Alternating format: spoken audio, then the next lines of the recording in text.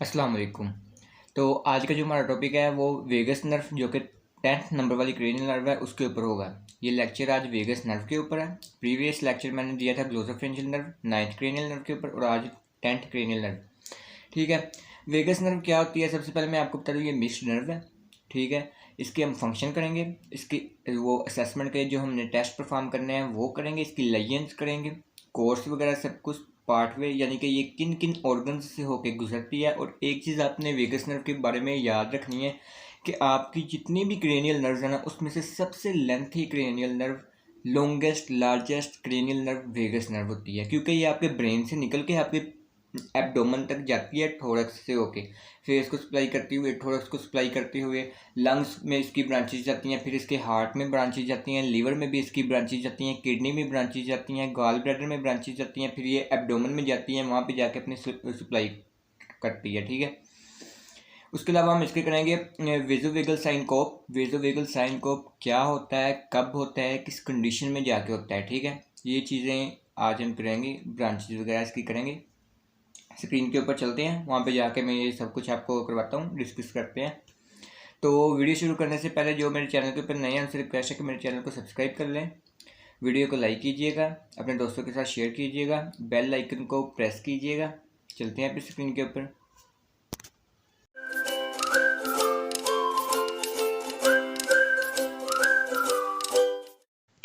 ठीक है।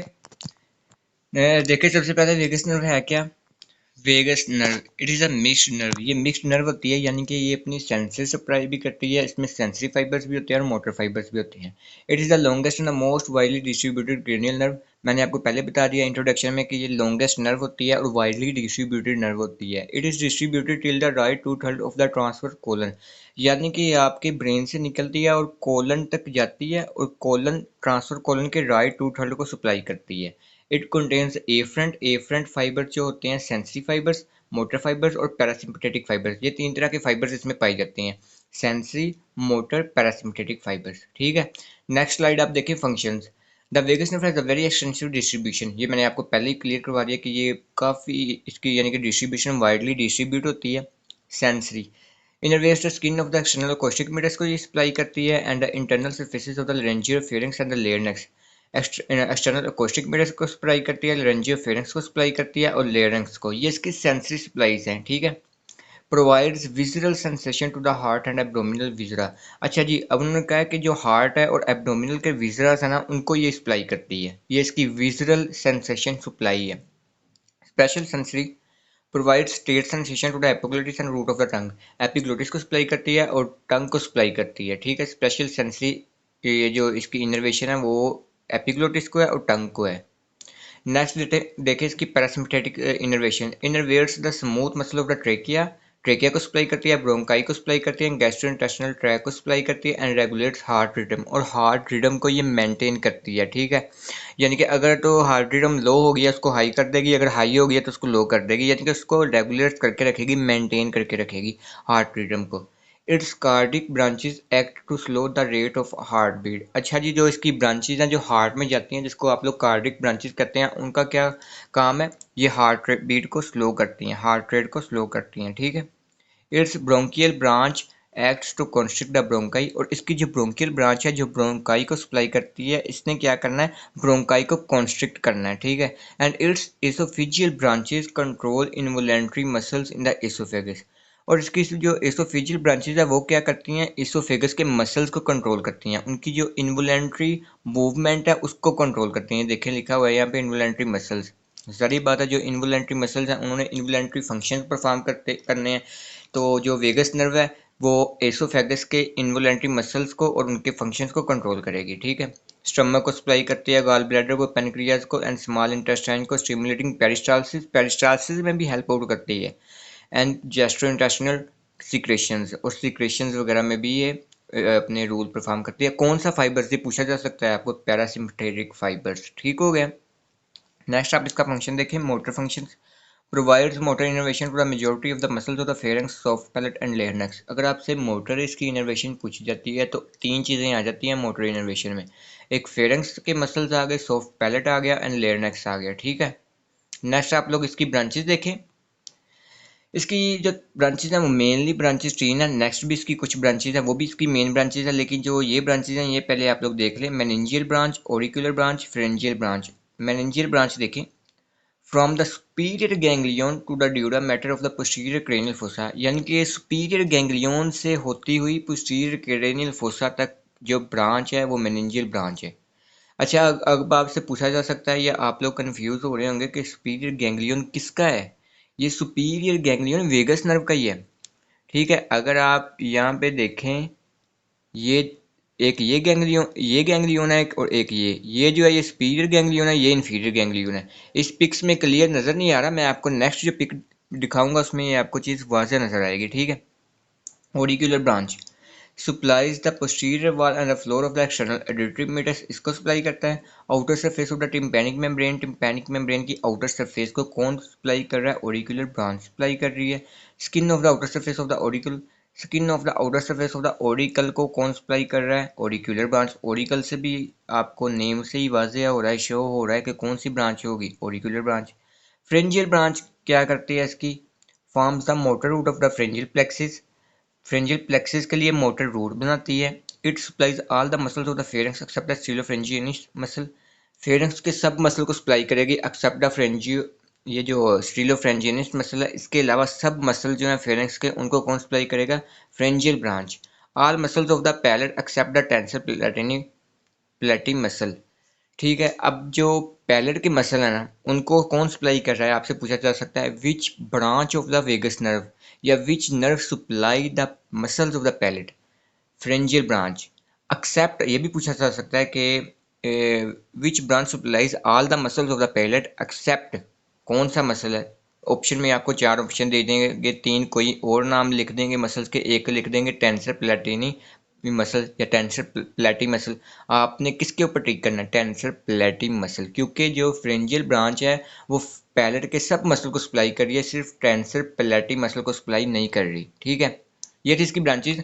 नेक्स्ट इसकी कुछ ब्रांचेज हैं जो नेक में जा रही हैं, ये देखिए आप, थोरैक्स में जा रही हैं और एब्डोमेन में जा रही हैं। जो नेक में ब्रांचेज जा रही हैं वो कौन कौन सी हैं? Superior laryngeal branch, cervical cardiac branch, pharyngeal branch. ठीक है, ये नेक में जा रही हैं। जो थोरैक्स में जा रही हैं वो रिकरेंट लेरेंजियल ब्रांच है, ब्रोंकियल ब्रांच है और एसोफेजियल ब्रांच है। और जो एब्डोमेन में जा रही है वो एंटीरियर गैस्ट्रिक ब्रांच है, हेप्टिक ब्रांच है, पोस्टीरियर गैस्ट्रिक ब्रांच है और सीलियक ब्रांचेज हैं। ये ब्रांचेज हैं जो नेक में जा रही हैं, थोरैक्स में जा रही हैं और एब्डोमेन में। नेक में कुछ और है, थोरैक्स में नेम कुछ और है ब्रांचेज के और एब्डोमेन में कुछ और है। ठीक है, ये थे इसकी main branches of the vagus nerve. अब आप इसका कोर्स पाथवे देखें कि किस कोर्स या किस पाथवे को ये फॉलो करती है और कहाँ कहाँ से होती हुई ये आपके एब्डोमेन में जाती है। निकलती कहाँ से है? ये आपके मेडुला ऑब्लोंगेटा के, which is the lowest part of the mid brain. ठीक है, सॉरी मिड ब्रेन कह रहा हूँ, ब्रेन स्टेम। अब देखें, the vagus nerve runs from the brain through the face and the thorax to the abdomen. उन्होंने कहा ब्रेन से होती हुई फेस से में जाती है और फिर फेस से थोरैक्स में, फिर थोरैक्स से एब्डोमेन में और एब्डोमेन में जाके बस ये इसका लास्ट पॉइंट है एब्डोमेन, वहाँ पे जाके ये स्टॉप हो जाती है। Exit the brain from the medulla oblongata of the brain stem, brain stem का जो लास्ट पार्ट है मेडुला ऑब्लोंगेटा वहाँ से निकलेगी and travels laterally exiting the skull through the jugular foramen, jugular foramen से होती हुई स्कल को, जो स्कल का जो पार्ट है जुगुलर फोरामेन वहाँ से ये गुजरेगी। अब इन्होंने ये बात कही है कि जो मेडुला ऑब्लोंगेटा है वो सबसे नीचे वाला पार्ट है ब्रेन स्टेम का, मेडुला ऑब्लोंगेटा है, और स्कल का जो पार्ट है जहाँ से आपको पता है कि आपकी स्पाइनल कॉर्ड गुजरती है वो जुगुलर फोरामेन है। और इसलिए उन्होंने कहा है कि अगर आपसे पूछा जाता है कि ब्रेन से किस पॉइंट से एग्जिट करेगी तो आपने कहना है मेडुला ऑब्लोंगेटा, और अगर आपसे पूछा जाता है कि स्कल के किस पॉइंट से एग्जिट करेगी तो आपने कहना है जुगुलर फोरामेन। ठीक है, जुगुलर फोरामेन से होते हुए फिर ये आपके थोरैक्स में जाएगी, थोरैक्स से एब्डोमेन में जाएगी। It descends within the carotid sheath इसने इसको यानी कि सराउंड किया होता है।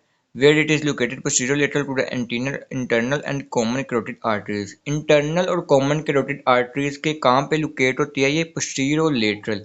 अगर आपसे अब पूछा भी जा सकता है कि जो वेगस नर्व है वो internal and common carotid arteries के कहाँ पे लोकेशन है, बताएं। Posterior lateral, anterior lateral, lateral या एंटीरियर साइड पे कहाँ पे है? तो इसका जो एग्जैक्ट ऑप्शन होगा वो पोस्टीरियर लेटरल होगा। मैं साथ साथ आपको एमसीक्यूज भी बताता जा रहा हूँ। अगर आप देख रहे हैं वीडियो तो आप लिख लें कहीं, क्योंकि ये बहुत ही इंपॉर्टेंट एमसीक्यूज है। And medial to the internal jugular vein. अच्छा जी, अब यहाँ पे देखें कि internal and common carotid arteries के पोस्टीरियर लेटरली लोकेट है एंड इंटरनल जुगुलर वेन के मीडियली लोकेशन है इसकी, ये इसकी लोकेशन है। इसको आप पोस्ट भी कहते हैं, इसको आप पार्ट भी कहते हैं। At the base of the neck the nerve enters the thorax. अब जो आपकी नेक है उसकी जो बेस है वहाँ से गुजरेगी और थोरैक्स में जाएगी। Where the right and the left vagus nerve travels on the different path. अब जहाँ से जाके इस पॉइंट पे जाके राइट और left vagus nerve different pathway को फॉलो करते हुए एब्डोमेन में जाएंगी, ठीक है। यानी कि वहाँ पे जाके लेफ्ट और राइट सेपरेट हो जाती है। The right vagus nerve enters the thorax by crossing the first part of the subclavian artery. Right vagus nerve उन्होंने कहा थोरैक्स में एंटर होती है by crossing the first part of the subclavian artery, subclavian artery के first part को cross करके। And posterior to the innominate artery, और innominate artery के posterior. Then travels behind the primary right bronchus, और फिर primary right bronchus से होती हुई उसके पीछे से गुजरेगी। कौन सी? Right vagus nerve. किसके? प्राइमरी राइट ब्रोंकस के। अब मैं यहाँ पे एक बात आपको क्लियर कर दूं, यहाँ पे राइट वेगस है ना, तो कहाँ से जाएगी? प्राइमरी राइट ब्रोंकस के बिहाइंड। अगर लेफ्ट वेगस होती तो उसने किसके पीछे से जाना था?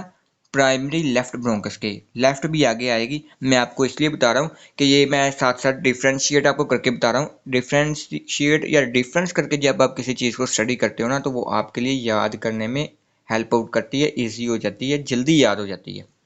अब आप लोग ये देखें कि उन्होंने कहा जो राइट वेगस नर्व है बिहाइंड से गुजरेगी, पीछे से गुजरेगी किसके? प्राइमरी राइट ब्रोंकस के। And oesophagus to form the oesophageal plexus with the left vagus nerve, और एसोफेगस के पीछे से भी गुजरेगी to form the oesophageal plexus with the left vagus nerve. वहाँ पे जाकर ये लेफ्ट वेगस नर्व से मिल जाएगी और क्या बनाएगी? Oesophageal plexus. अच्छा जी, ये अब उन्होंने बताई हैं, इसकी ब्रांचेज बताई हैं। ये जो आपको येलो कलर में नज़र आ रही है, ये सारी वेगस नर्व है, ये इसकी ब्रांचेज हैं। ये देखिए कहाँ कहाँ पे जा रही हैं। अच्छा जी, ये ऑर्गन्स शो किए हैं या मसल्स वगैरह जहाँ पे ये जा रही हैं ब्रांचेज। सबसे पहले मेनिंजियल ब्रांच है, आप लोग देखें, ये इसकी मेनिंजियल ब्रांच है, ये इसकी ऑरिक्यूलर ब्रांच है, ये इसकी फ्रेंजियल ब्रांच है, ये इसकी सुपीरियर लेरेंजियल ब्रांच है। अच्छा जी, ये इसकी जो ब्रांच है इंटरनल लेरेंजियल ब्रांच है, और ये एक्सटर्नल लेरेंजियल ब्रांच है, ये रिकरेंट लेरेंजियल नर्व है, ठीक है। वेगस नर्व है, मैंने आपको बताया था कि सुपीरियर गैंग्लियन होता है और इंफीरियर गैंग्लियन वेगस नर्व में। ये देखें, ये सुपीरियर गैंग्लियन, ये इंफीरियर गैंग्लियन।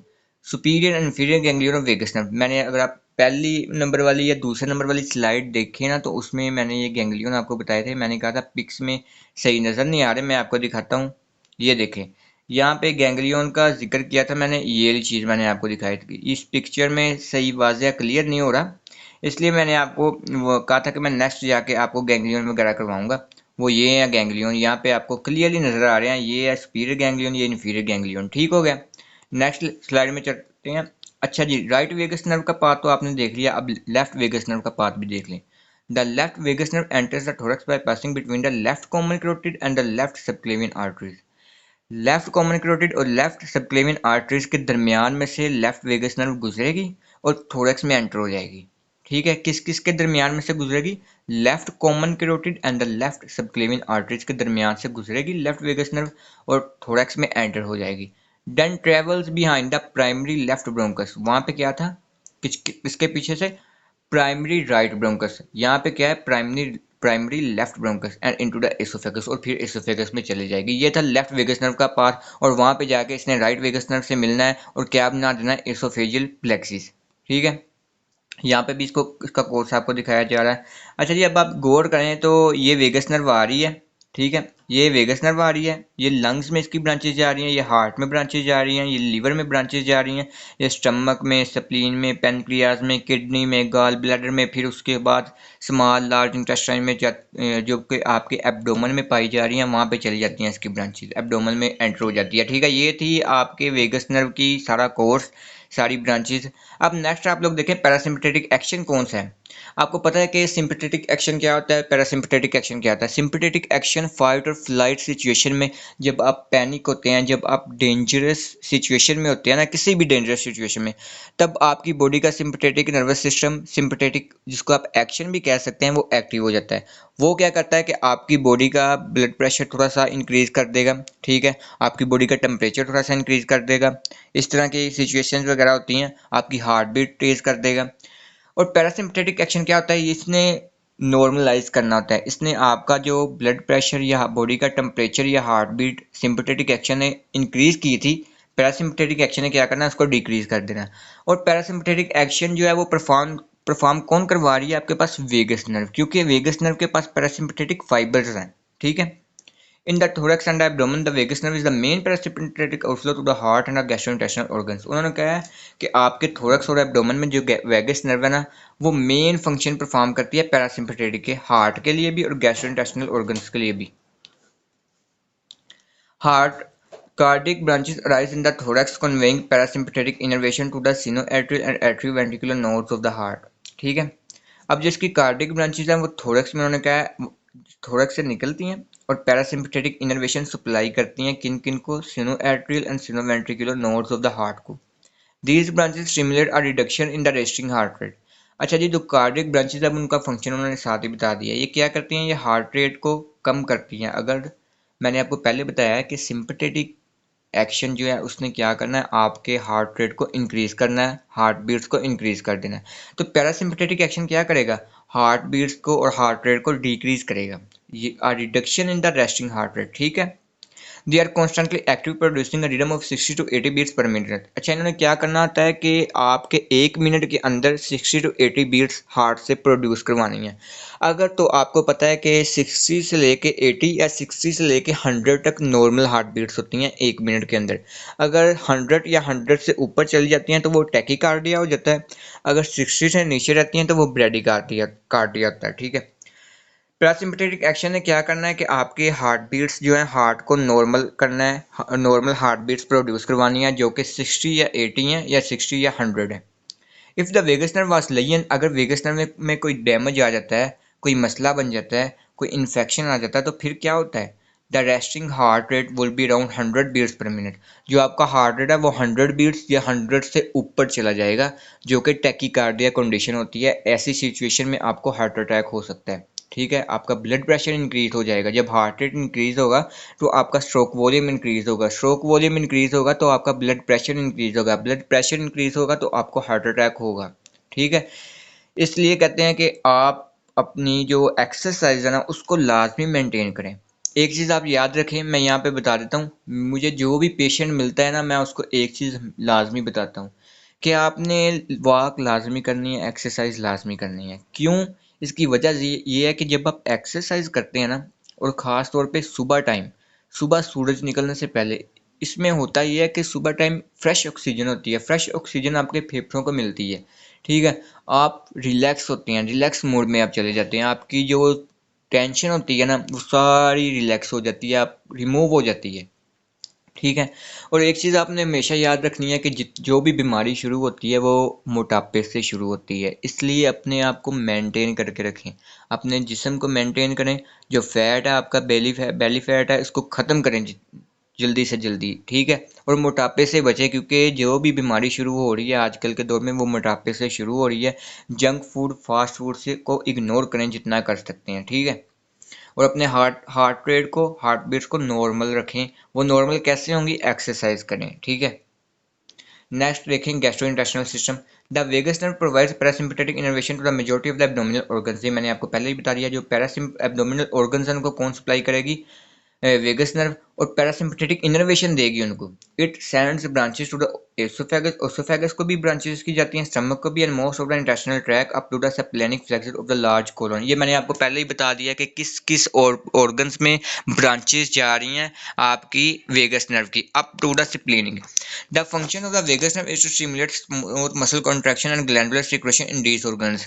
वेगस नर्व का फंक्शन क्या है कि जो आपके स्मूथ मसल्स हैं उनकी कॉन्ट्रैक्शन को स्टिमुलेट करना, और जो ग्लैंड्स हैं उनकी सीक्रेशन करवाना। ग्लैंड्स किस चीज़ की सीक्रेशन करते हैं आपको पता है, हार्मोन्स को सीक्रेट करते हैं। इसका मतलब ये हो गया कि जो वेगस नर्व है वो आपके हार्मोन्स की सीक्रेशन में भी हेल्प आउट कर रही है, ठीक है।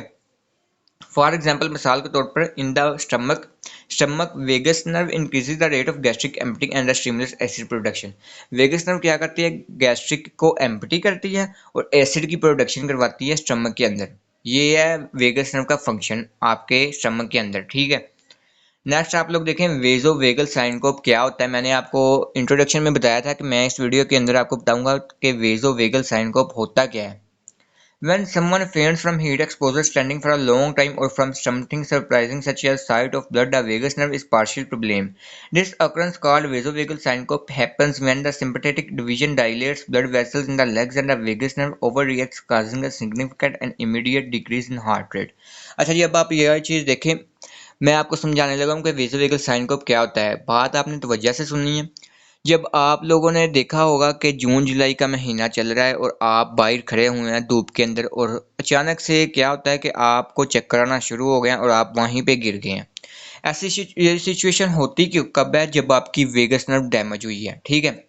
तब क्या होगा कि आपका जो ब्लड प्रेशर है वो लो हो जाएगा। आपके जब ब्लड प्रेशर लो होगा आपके ब्रेन तक ब्लड की सप्लाई नहीं जाएगी। जब आपके ब्रेन को ब्लड की सप्लाई नहीं जाएगी तो अचानक से आपको डिजीनेस, चक्कर आना से ऐसा फील होगा, चक्कर आना शुरू हो जाएंगे, आप यकदम वहाँ पे गिर जाएंगे। ये होता है हीट के एक्सपोजर से। जब ज़्यादा हीट आप के ऊपर पड़ती है, जब आप धूप में निकलते हैं, जून जुलाई हो गया, ठीक है, ऐसे महीनों में, ये इसको वेसोवेगल नर्व साइनकोप कहते हैं। ऐसी सिचुएशन में होता क्या है कि आपकी जो वेगस नर्व है वो डैमेज हुई होती है।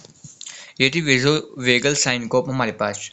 इसको कहते हैं वेसोवेगल साइनकोप, यानी कि आप कंडीशन भी कह सकते हैं, ये डैमेज भी कह सकते हैं, या आप डिजीज़ भी इसको कह सकते हैं कि जो होती है वेगस नर्व के डैमेज होने की वजह से। नेक्स्ट क्या है हमारे पास vasovagal syncope? Blood pools in the legs, blood pressure drops. ये सारा वही चीज़ मैंने बताई है जो मैं भी आपको एक्सप्लेन करके आया हूँ। And without enough blood flow to the brain, उन्होंने कहा है कि ब्लड प्रेशर ड्रॉप हो जाएगा, ब्रेन तक ब्लड प्रेशर नहीं जाएगा, and the person loses consciousness momentarily unless a person faints frequently. Vasovagal syncope does not require treatment. ये चीज़ उन्होंने बताई है कि जो मैं अभी आपको सारी चीज़ें एक्सप्लेन करके आया हूँ कि ब्लड प्रेशर ड्रॉप हो जाएगा। जब ब्लड प्रेशर ड्रॉप हो गया तो ब्रेन तक ब्लड नहीं पहुँचेगा, इसीलिए उस पर्सन को वो अपनी कॉन्शियसनेस खो जाएगा, अनकॉन्शियस हो जाएगा, वो उसको चक्कर आने शुरू हो जाएंगे, डिजीनेस फील करेगा और वो एकदम वहाँ पे गिर जाएगा, ठीक है, जहाँ पे वो खड़ा है। इसको कहते हैं वेसोवेगल साइनकोप। नेक्स्ट आप लोग देखें vagus nerve effect. The most important function of the vagus nerve is efferent, sensory function होते हैं, ब्रिंग इन। अब ये इन्होंने सेंसरी सप्लाई बताई है कि किन किन ऑर्गन से सेंसरी सप्लाई लेके वेगस नर्व जाती है। Bringing information of the inner organ such as gut, liver, heart and lungs to the brain. This suggest that the inner organs are the major sources of sensory information to the brain. किन किन से ये sensory information लेके जा रही है? गट से लेके जा रही है, लीवर से, हार्ट से, लंग्स से, टू द ब्रेन तक, ठीक है। ये इन्होंने आप देख लें कि सेंसरी सप्लाई बताई है वेगस नर्व की। असेसमेंट आप देखें, अब इसकी असेसमेंट के लिए हम जो टेस्ट परफॉर्म करते हैं वो सेम ग्लोसोफ्रेंजियल वाले हम टेस्ट परफॉर्म करते हैं। अगर आप मेरी ग्लोसोफ्रेंजियल नर्व की वीडियो है जो उसमें असेसमेंट जो है वहाँ पे जाके देखें तो मैंने आपको वहाँ पे सारे टेस्ट बताए हैं ग्लोसोफ्रेंजियल के। मिसाल के तौर पर गैग रिफ्लेक्स हम ग्लोसोफ्रेंजियल के लिए यूज़ करते हैं, वही रिफ्लेक्स हम जो है गैग रिफ्लेक्स वेगस नर्व के लिए भी हम यूज़ करते हैं। यानी कि वो सारे जो भी टेस्ट परफॉर्म हम करते हैं ग्लोसोफ्रेंजियल के लिए, वही टेस्ट हम वेगस नर्व के लिए भी परफॉर्म करते हैं। डैमेज में क्या होगा? Loss of sensation to organs, interfere with swelling, digestion and vocal cords, increase blood pressure. ये मैंने आपको सब कुछ पहले ही बता दिया है। इंक्रीज या डिक्रीज ब्लड प्रेशर हो जाना वेगस नर्व जब डैमेज होगी तब। नेक्स्ट आप देखें एक जो है यूनिक टेस्ट है जो हम परफॉर्म करते हैं इसके लिए, वो टेस्ट क्या है? उसको हम कहते हैं AHH टेस्ट। टेस्ट का नाम तो नहीं है, वैसे हम पेशेंट को कहते हैं कि आपने इस तरह से बोलना है, अपना मुंह खोल के करना है, पेशेंट को हम कहते हैं। ये देखें motor to palate larynx pharynx, sensitive to the pharynx and larynx, ये सारे इसकी सप्लाइज वगैरह बताई हैं। The 9th and 10th cranial nerves are tested together. अब यहाँ पे इन्होंने बताया कि जो 9वीं और 10वीं नंबर वाली क्रेनियल नर्व्स हैं यानी कि ग्लोसोफ्रेंजियल और वेगस नर्व, इनको हम इकट्ठा ही टेस्ट करते हैं। आस्क द पेशेंट टू से a deep while you look into the patient's mouth with a flashlight। हम पेशेंट को कहते हैं कि आप अपना मुंह खोलो और अब कहो जब पेशेंट करता है तो हम फ्लैश लाइट अंदर उसके मुंह के अंदर मारते हैं। और हमने दो चीज़ें नोट करनी होती हैं जो मैं अभी आपको बताता हूँ।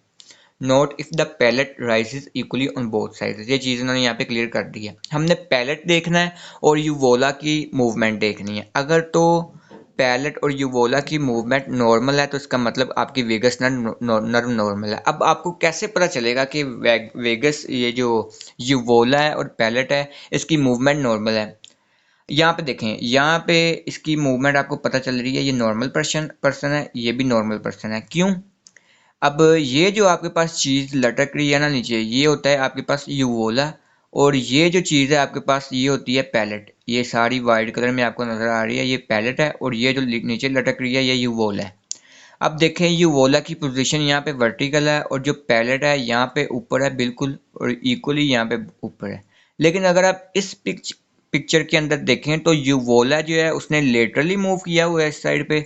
ये इस साइड का जो पैलेट है वो ऊपर है, लेकिन इस साइड का जो पैलेट है वो ड्रॉप है। इसका मतलब कि इसकी वेगस नर्व में मसला है, कोई डैमेज आ गया है, कोई लेजन आ गई है। लेकिन अगर आप इस पिक्चर के ब्रक्स इस पिक्चर को या इस पिक्चर को देखें तो यहाँ पे नॉर्मल है मूवमेंट, लेकिन यहाँ पे तो यूवोला लेटरली मूव कर रहा है। एक साइड का पैलेट ड्रॉप हुआ है और दूसरी साइड का पैलेट राइज है। ये है आपकी वेगस नर्व की लेजन्स। इस पिक्चर में भी आपको क्लियरली नजर आ रहा है, ये देखें यूवोला जो है वो डेविएट किया हुआ है, पैलेट यहाँ पे नीचे की तरफ ड्रॉप किया है और दूसरा ऊपर है। हालांकि ये जो पैलेट है इसको भी ऊपर की तरफ रेज करना चाहिए था जिस तरह इसने किया हुआ है, और यूवोला जो है इसने बिल्कुल ऐसे सीधे नीचे की तरफ वर्टिकल होना था, लेकिन ये लेटरली डेविएट हुआ है। ये सारी कंडीशंस हैं जिससे आपको पता चलता है कि आपकी वेगस नर्व डैमेज है, उसमें लेजन आई है, कोई इन्फेक्शन वगैरह आया है या नहीं। ठीक है, ये थी आज की वीडियो है। मुझे उम्मीद है कि आपको मेरी वीडियो पसंद आई होगी। चैनल को सब्सक्राइब करें, बेल आइकन को प्रेस करें, वीडियो को लाइक करें, अपने दोस्तों के साथ शेयर करें। मिलते हैं नेक्स्ट वीडियो में। अल्लाह।